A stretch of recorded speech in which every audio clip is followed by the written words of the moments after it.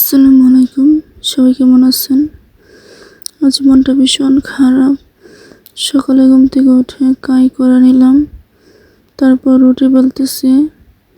আর আপু এদিক দিয়ে আলু ফলতেছে, আলু ভাজি করবো। আমারও রুটি বেলনা শেষ, আমি রুটি সেঁকতেছি। আমার রুটি শেখা প্রায় শেষের দিকে।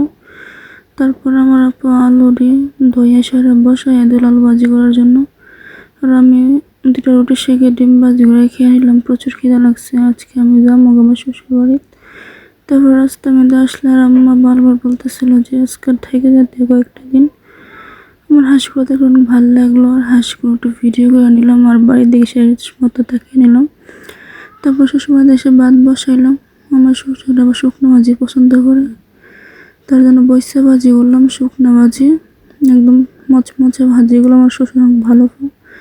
তারপরে বেইলা মাছ ভাজি করলাম কাঁচা বাগার দিয়ে। তারপরে এদিক দিয়ে আবার মুরগি ঠ্যাং ছিল, ঠ্যাং দিয়ে ডাল রান্না করলাম। রান্না বান্না আমার সব শেষ। তারপর শ্বশুর কয়েকটি কাপড় ধুয়ে দিলাম গোসল দিয়ে। দুপুরে খানা খাইলাম, তারপর সন্ধ্যার সময় চা খাইলাম। আজকে এই পর্যন্তই, ভালো থাকবেন। আবার দেখাবো পরে কোন ভিডিও। আল্লাহ হাফেজ।